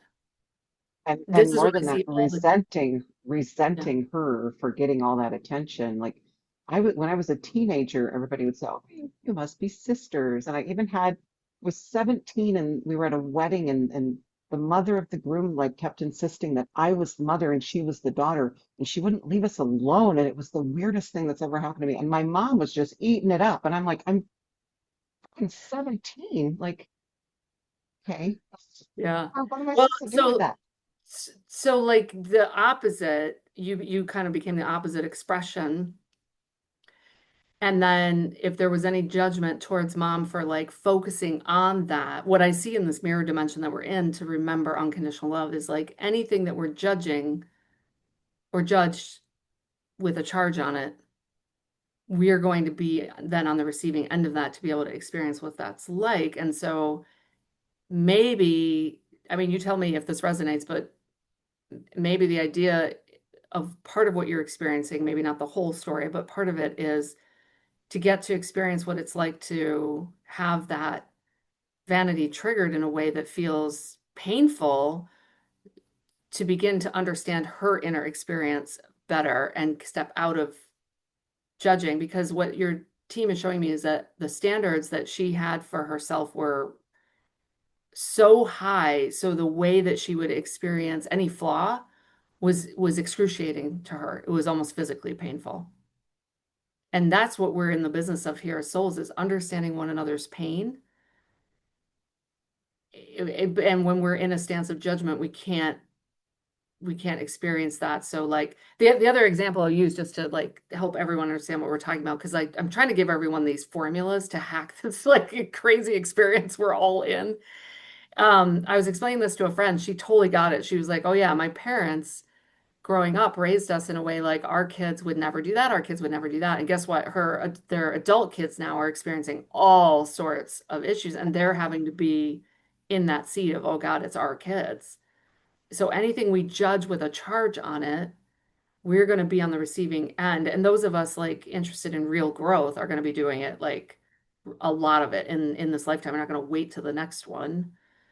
So how does that land when you apply that in the context of like everything that's flaring up Yeah. and like really feeling that from within that experience? Yeah, it does. And it's, I've done so much. Like we had a tough relationship because we were very different people and when she passed, it brought, that I couldn't avoid, healing the mom stuff anymore. It all came up like knocked me over. And so I do feel like I've healed a lot with her and seeing her as a human being, right? As a human being who, had a lot of pain and everything. And so I've forgiven a lot. And so I feel like this is maybe the last We always say it's the last piece. It's the Oh, next Kristen. piece. I'm not even going to find the universe because I know what happens when you do that. Oh, really? And so it's the next piece, of forgiving her and healing that within her. Because even then, so my dad just passed recently, and that just brought up my dad and I had a great relationship. And so, yes, I'm grieving, but at the same time, it seemed to bring up more mom stuff Hmm. when he passed. So I'm working through that. And interestingly, the same time frame, this face stuff all started, right? And Yeah. my mom, like you're spot on. Like every flaw, like she saw every flaw. And she, like, I can't even tell you, she was so lovely, never a pound overweight in her life, and just was never thin enough, was never pretty enough, everything. And so, Yeah. and she isolated herself. And by the end, had no friends, had no one to turn to, was not even And speaking now my everything language. that you're speaking about is an indication of what the body you're in did not develop as a capacity to love itself if it perceived itself to have a flaw. Absolutely, So there you absolutely. go. Yeah, You've met the yeah. brass tacks of where, the evolution is at for the grow to grow the body's capacity to love itself. And your level of flaw, quote unquote, we're gonna use that term very loosely, had to be higher threshold than what for your mom, it was a very low threshold because she had such high expectations. And but again, that's all born out of that's just a physical manifestation of an ancestral body not remembering that it's loved, not remembering that it is loved, and trying to contort itself in all these ways to be love. Right. And Yeah. back to your point about like the mom, like get in there and be the kid on the playground. Like I felt that, and there was a moment in the instruction set where they were like, and now the parts of the body that are like outside of it, it's like come inside of this now, that Yeah. have felt like, oh, but I'm not wanted. So Well, yeah, and the I was body's never, I different. was never a kid, too, because she wasn't there. She was so absent. I was mom by the time I was 5 for my brothers, right? So Yeah, I don't remember frolicking. I don't remember feeling free and playing on the playground. I was always worried about my brothers. I have been the mom, and I became her mom essentially as time went right, on. I right. became the parent. So I never have been allowed to play on the playground. I have to keep everybody safe in the show. That's my Right. job. I'm friend. Yeah, So wow. yeah, so that was good. Oh man. Well, Yeah, deepen this more is into big stuff. that and like the compassion for the pain of feeling the flaw to Yeah. really get that file. All right, thank you. Yeah, there Yeah, you go. I that's felt your good. template shift as we just said Yep. that. Yeah. Okay. Yeah. Thank Amazing. you so Thank you, much. Wendy. Wow. Hey, Chris, you're up. How are you doing? Hello, I'm good. Thank you for creating this space with all of us today. Hey, I want to give you a quick update on what's been going on with me. Like last time when we talked, I'd been through a hernia injury, Yeah. and that's on my left side. And then along with that hernia injury, I developed kind of a pinched nerve on the left side, kind of right around my sacrum, so low down on the spine. As I moved through all of that and made transitions associated with all of those experiences, 6 weeks ago, with surgical precision and seemingly out of the blue, I cut a tendon in my right pinky. And so I got to go through surgery number 2. Now, interestingly, that's on my right side. And it my right hand has been, until Monday, it's been immobilized for 6 weeks. So I've been through a shift. Well, first of all, that injury shook up my system quite a bit. It seemed to shake my nervous system. It Hmm. brought up fears of or distant memories of immobility. Yeah. And it's given me the opportunity to shift to doing things, experiencing life one handed and my quote, quote, less dominant hand. And so to me, that feels like this part of this series of injuries I'm going through has to do with a balancing effect. Yeah.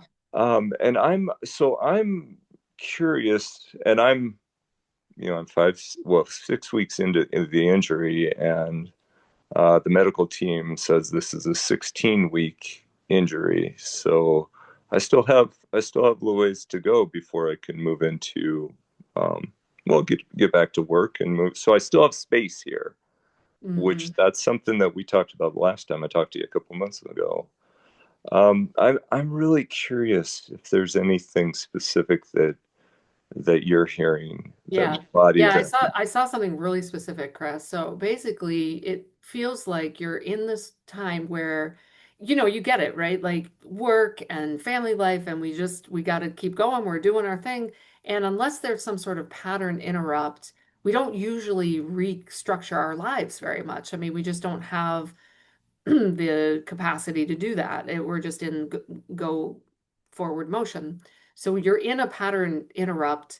And what I was being shown is like this reconfiguration where you're then rebuilding new pathways, literally new neural pathways that then serve the life and the life pathways as a result. And being able to see new pathways in a way you just never would have if you hadn't created like a pattern intercept, right? So it yes, definitely is serving. So the best thing to do, obviously, I think based on that would be, not to just be in that mode of like, well, I can't wait to just get back to the status quo, right? It's like use that interim time to listen very carefully to what you hear the body expressing in terms of its ideas, its expectations, and beginning to introduce more flexibility to that. More like, well, what if, right? What if? What are the what ifs the body could play with? That's what your team is showing me. excellent. Yeah. Thank you. I feel that. And also, I think one of the things I need to be careful about is applying the pressure to me that expecting answers and clarity from that concept or those ideas, they're going to evolve and present themselves You to got me it. as I move forward out of this. So that's been another shift that I'm experiencing with this series of I'm glad you're events. speaking to that though, because I know everyone struggles with that because what the body, like we have been talking about the whole time, the body is so trained towards survival. So it just wants assurances, it wants guarantees. Like, what are we doing?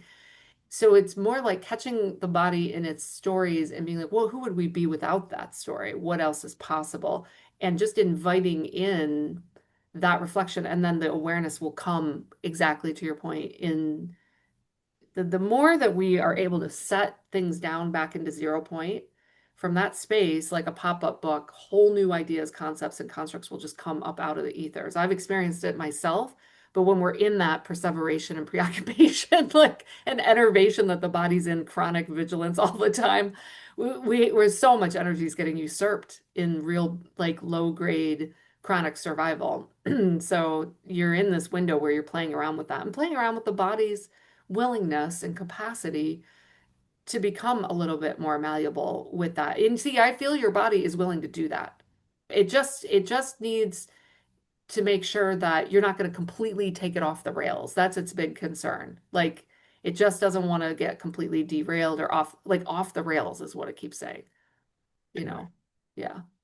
Like I'm Great. hearing like cuckoo for Cocoa Puffs. Like it doesn't want to get too out there, right? So just honor that. Be like, don't worry, buddy, I gotcha. We're not gonna get too crazy, but like let's just put what else might be possible. Thank you. Yeah, thanks, Chris. Yeah, you gotta remember, man, the body is just like a lot of the times I hear bodies and they're like, you guys are just whack. Like you're so far out there, you don't understand. Like I live in the real world. That's how the body usually talks. So you gotta try to meet it where it's at and just a few steps from there. Samantha, please go ahead.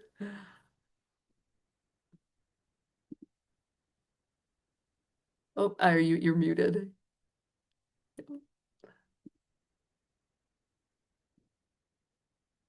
Is that unmuted? Yes, perfect. Okay, very good. So I've been struggling since I worked with you about 6 weeks ago. My body seems to be in a cascade of what some people are considering pretty serious issues. And I was already dealing with the baseline chronic shit that was bad enough. And so I'm having trouble paying attention to the body because I'm so aware of my own emotions of just like, I don't see the point of doing any of this. Like, I just don't see how I can stay on the planet in this body. Yeah. And part of that is, not getting good answers. Like, they can tell me what's not right, but they can't tell me why it's not right and how to fix it. And I'm Yeah. kind of being guilted by my naturopath for getting a shingles vaccine that maybe started a lot of this, and who knows. And I'm just, you can see me with talking with my hands. I'm just overwhelmed and frustrated and having trouble even hearing the body Mm-hmm. and having trouble not judging the body for what's happening in it, Yeah. but judging, like, can I even do this anymore? Yeah. Is Yeah. this body capable of having me in it on this planet? Mm-hmm. Yeah. Well, thanks for sharing here. I'm sorry you're going through all of that. You're expressing a sentiment many of us keep hitting because we're processing through such intense stuff that is a fair question. There's a weariness even on the soul part to keep going with some of this at times. So I just want to validate that, and so to meet all of that exasperation, exhaustion, frustration, and fear with as much love as you possibly can. That's it. Whether you get to stay here in this body for 10 more years or 10 days, right? It's just meeting it with as much love and compassion as you can. Is there any sort of sense of like feeling of like failure that you feel? Well, yes, because, I've been working to heal and spending so much time and energy and money Yeah.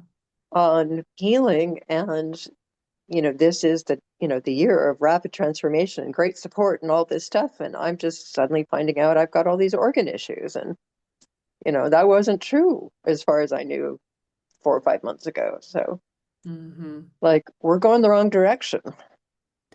Well, so that's it right there, right? So we have this judgment of like, this is inherently bad. And it's paradoxical that, again, like we've been saying all call, we want to get to the goal. We want resolution, we want healing, we want to be more loving, we want to be more peaceful, like fill in the blank, right? But that's in a way minimizing and bypassing what the body is in right now and just being with the body. Like, I guess the image that's coming to me is someone in hospice, right? It's easy to get this. You don't hold their hand and berate them for dying. You just be with them in a loving way. And can we just love what is? I mean, the truth is all of our bodies are dying. They all have an expiration date, you know. I've But done we some can stop amazing. trying to fix it in hospice. Yeah, that's right. And see, because the body subtly picks up on the fact that it's and it usually interprets it as shame, like there's something wrong with it, and it's not okay as it is. It's not lovable as it is. So you're in this moment where you could choose to just love the body as it is without pathologizing it. And I will tell you, this is where I keep getting rerouted over and over and over again.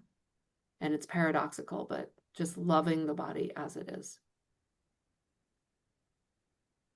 And a Is lot of what's expressing through is just a lot of old ancestral pain and wounding and you know we I think we get attached to the idea of what healing looks like versus what it actually is. And coming from a place of judgment will never get out of fragmentation. So if you can just do everything you can, and I know it's not easy. I know I will never pretend that it is, because there's just a part of us that is so trained to see things in a good or bad way. But if you can get beyond that and just meet the body over and over and over and over again. So like, let me just go a little deeper, and the body just keeps expressing the sentiment of like, I will never be enough. So we want to meet that feeling with tons of love. Yeah. And then everything else that comes with it, like all the little micro judgments that might be there about what kind of person this makes you or doesn't make you, or like just witnessing all of that and bringing that into loving awareness as well.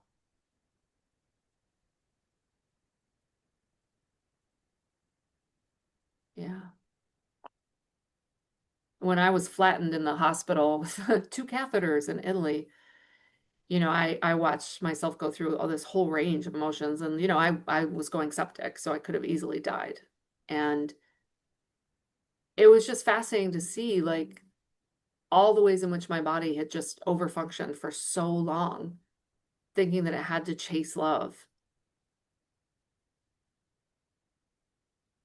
And so I started to reorient and started to learn a whole new level of being able to meet my body and its limited capacity once I was out of the excruciating pain I was in, right? Of course. So as paradoxical as it might seem, it's like drop the goal of healing for a bit and just meet the body where it's at and validate the pain and validate the grief. And I'm sorry that you're going through that. That is just not fun. There's just some parts of the human experience that they just really suck. Well, and I feel because there are organ issues, because it's not just chronic illness. Now that there are these organ issues, I feel like I've been sort of under this pressure of, figure out why your red blood cells are tanked, figure out why your lungs are, exploded. It's like, you can't be like this. Like they're telling me I should be scared, except nobody's telling me how to fix it. Yeah. And I will tell you not to be scared, but just drop into as much love and compassion as you possibly can. And in especially with the fear that arises, meet that with love and compassion too. And your team they're saying, tell her, you are not a failure.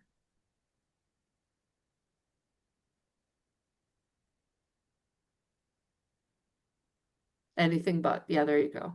Anything but. Yeah, you're not. So that would be it too, that feeling, meeting all that with love.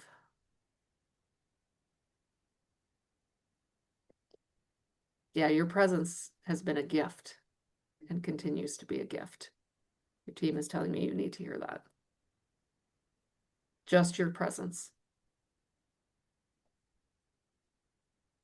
Yeah, there. Thank you. Thanks for your big heart. Okay, Diane, please go ahead.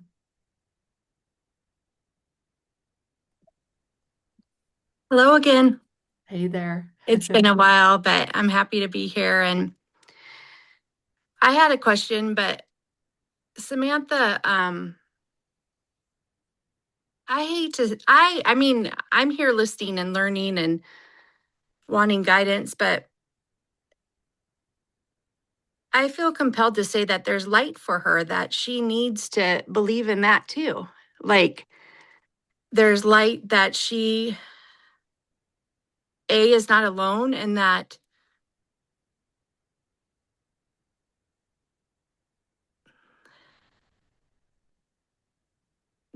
there is hope. I mean, I don't know. I mean, I hear what she's saying, but I mean,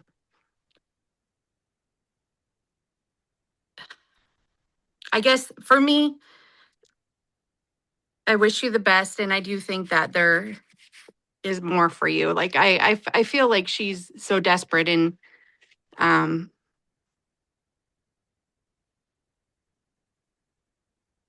I'm sorry. I'm having a hard time expressing just because I feel for her, but I think there is light and of course love. But my question that I have want to ask is, how do I connect more to my higher self? Because this is exactly where I want to be, and I want to be able to help more people. Um, and that's my goal and search in life. And I do want more help to get there. And if you can help me today with any answers, I'd love that. Yeah, so go ahead and just rephrase the question just so I have a little bit. I'm gonna Well, tune in I a little bit more. personally Mhm. am wanting to change and help people heal. And I am a good listener, so I'm listening well, but I'm not always feeling in my body. And I want signals from my higher self, my spirit guides. I'm wanting to utilize them more. So my question is how do I do that? Okay, so where we go in this container of and this level of shadow work is we're going to go behind the question and look at feel into what is the intent behind wanting to heal, the why. I would say compassion. Like I want to make I guess I just want to make people feel better. Like that there is more hope. I just feel like so many people don't feel that Okay. the So this is world. nuanced. Stick with me here. Nuanced. When you feel other people suffer, what do you feel? Definite sadness. Okay. So this is tricky shadow, and it's important to bring this right up front before you develop a whole healing career so that you're aware of this wounded motivation, is that your discomfort will go ahead and try to control your external environment so you don't feel sad. And then without intending to do so, you're making other people feel culpable for how you feel, and it feels more like a burden, especially if you can't heal them, which you will encounter that. I'll explain that in a minute.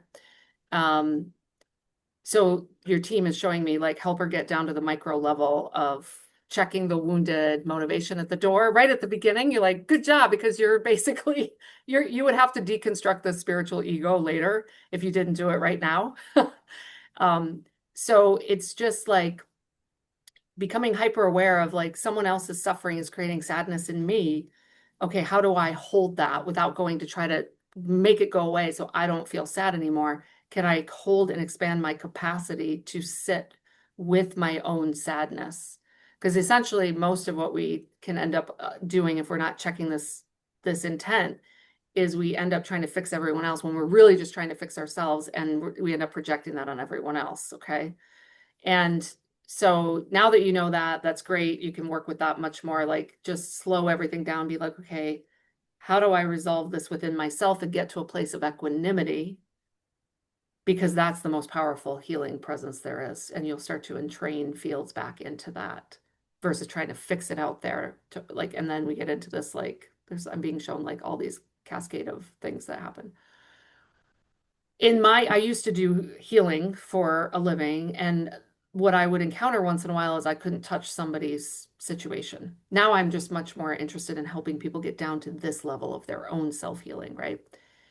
And what I realize is that sometimes there's disease or a situation as part of a person's soul plan, and that it's helping them grow. So I couldn't touch it in that case. Like I got a big ego initially. I was like, well, I can heal people, I can do all this stuff. And then I would hit those and I'd be like, what? Why is this not working? So that's good to know as well. It doesn't diminish, you know, the desire to want to help the world heal. It's just we want to clean up our shadow and our own wounded motivation as much as possible and clean it up as much as possible before we bring it out to the world. Does that make sense, Diane? Yeah, it makes sense. I mean, but I guess I need a starting point. Yeah. Yeah, and you'll I think the starting point is to be with another person's suffering and see how what it catalyzes in you, and can you get to 0 point equanimity with that suffering? Like a lot of people will say to me, like, oh, I don't watch the news. I can't stand that stuff. I'm like, I watch it and have for years now as a practice to see how I can hold equanimity or not. Or is there some aspect that will still zing me? Because that's catalyzing shadow. And so all these things like judgment's the curriculum. So if we're judging something as bad, we can't be with it with absolute equanimity, you know? Yeah. So you're in it. You're in it. You'll be in it. Now you're even a little bit more self-aware. You're going to check your motive at the door and be like, wait, before I bring this out, can I get to something closer to equanimity and then move out from that space? And then you'll probably dive right in the other polarization and then compare the field notes like, how did that go versus this one, right? Yeah. Yeah. Beautiful. Thank you, Diane. Okay. JJ's, I don't see you on the screen, but if you're there, you're up. And if not, we'll move right on to Gina. Hi, Oh, I am here. oh yeah, go ahead. Yes, I've been getting so much from just listening. It's like a lot of my answers have been already, well, I think a lot of my questions already been answered. But Perfect. I guess what I'm going through is just pain in my body, and it doesn't seem to be resolving. Mhm. And over the years, it just increases, and I'm just over it. So maybe give me some guidance into Yeah. what to do to resolve it, or I don't know. Yeah, absolutely. I hear you. And I can relate to this myself. And we have a funny way of like the more we focus on something, then it amplifies, right? But the pain is real. It's not to minimize it. It would be to like go back to this replay and the meditation and use it every day for like the next 7 days. I will tell you that the last higher love family global meditation we did, all my chronic shoulder pain just vaporized. And I laughed because I was like, God, you'd think I'd know by now. Like, hello, we have access to these states, but most of the planet and humanity just doesn't live this way still. So it's easy to slip back into old mode. So I would say just work with these processes and then same thing. Can you meet the pain and all the thoughts that come with that pain with as much loving compassion as you can. Like for me, it's like, oh God, like I'm not as able and like I judge that. And I'm like, whoa, can you meet that with loving compassion? Because, the truth is the aging processes can be challenging in a human form. So can you do any thoughts or judgments come to mind? Like you said, you're over it, but like specifically, like what has been one of the specific frustrations? Not being able to sit, and it's really debilitating not being able to sit. So all I can do is stand and lay down basically all day. Yeah. Yeah. Yeah, and then, I would say invite you to just reflect on any meaning that you give that or assign it as to what that makes you or doesn't make you, and then meet all of those thoughts with as much loving compassion as you can. I have been saying lately, I seem to compare myself to other people. Everyone else is sitting and I can't do it. So I seem to be comparing myself. Yeah. there you go. There you go. It would be that. It would be like any sort of shame that might come up like out of that. Everything that we're talking about is like grist for this incredible love alchemy mill that we're all dedicated to here. And admittedly, sometimes it can be a lot. So you just need to go have a good cry, a release, a rage, a frustration, like let it out. The human experience is exceptionally rigorous and demanding. And so meeting yourself with as much love as you can. Because here's the thing, we want a more loving world out there, but if we don't cultivate that in here, we won't see it out there. So we're doing it from the inside out, right? So the more love you can cultivate for yourself during this time, the more that you can hold that for other people, right? I'm doing the best that I can. Yeah, you got it. And that's all we can ask of ourselves. That's what I say to myself every day. Just do the best you can. Just do the best you can. Like, cut yourself some slack, some grace and space and compassion, okay? Okay, thanks. Thank you. Okay, Gina, please go ahead. Hello. Hello, everybody. Thanks for having this awesome container. I'm learning so much and just loving everybody's stories because I can relate to everything. Um, I was wondering, I don't know if this has ever come up with you and I talking, but I have had in the past for about 20 years chronic migraines and What was it? Because it cut out chronic what? migraines. Migraines, yeah. Okay. Yes. And so I'm just wondering, because I've been sitting with my body a lot, asking questions, I'm not really getting a lot. So I'm wondering, what's the message? What is my body trying to tell me? Or is this like a soul plan thing? I'm not sure. Let me go a little deeper to the body itself. Is it in your line? People in your family? I don't know, honestly. I wish I did. Because that was the first hit I got. Mm-hmm. Okay, so like part of what I'm picking up, and this is just part of the story, it feels like, is just there's a lot of unresolved ancestral, it's kind of like the sigh of like, oh well, oh well. Yeah. So when you're in that, catch it and go, wait, body, I heard that. What do you mean? Oh well, what? Well, you don't want to hear this. No, I do. I do. I'm here for it. And just let it spill the tea. Okay. Yeah.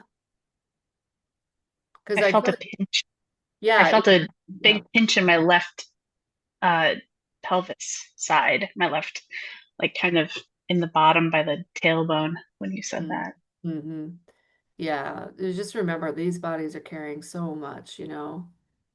Mm, And I hope everybody, everybody's body can really hear this, that you are lovable just as you are right now. Like I know we're talking about resolving things and doing things differently, and evolving, but you don't have to if you don't want to either. You're absolutely loved as you are right now. Yeah, there. See, your body felt like, oh, take some pressure off. Yeah. yeah. Yeah, we just don't want to compound the pressure on it. Yeah, that's kind of what it feels like has happened with the history of this. I feel like I've kind of infused it in my life, and it's just this part of me now, like taking medication and for a very long time. And so I didn't even think to bring this up until today because it was just like, oh, this is just Yeah. part of me. Right, So, right. yeah. And there's no judgment if we wanted to continue that way as well. Like seriously, like we have to walk our talk. We cannot perform non-judgment and then behind the scenes being like, "Rah, rah, rah, rah," right? Like, because like the body feels, hears all of that. So there is just this like accumulation ancestrally of not feeling heard, and then it all just builds up internally. So if it can just spill out, yeah, it doesn't have to build up. Okay. As So like the responsible one, especially. That's what I keep getting to. yeah, that's what What? we talked about last time. Yeah. Yeah, awesome. Thank you, Gina. You. Wow. Well, thank you everyone I know we went over, but I wanted to be sure and honor everyone's questions. And thank you so much for co-creating this space together, and just take a moment to drop back down into your heart center and to your body and to be with your body where it's at. Like you may want it to be different, but again, put yourself in your body's shoes of how it experiences that. And instead, just love the body where it's at and how it is right now. Yeah, there we go. When we do that, everything begins to shift. and that over and over and over again. That's the assignment of actually being here. So I invite you all back to the replay. You'll get more from it every time you go back into it. And of course, I welcome you into the Higher Love family. Look for all that information coming out soon, okay? We're doing it, y'all. We are doing it. Go ahead and unmute yourselves to just say I love you to everyone and to your body. I love you, everybody. I I love love you. Everybody. Everyone. Love. Love Thank you. you. Love Thank you. you. Thank you. Happy Earth Day.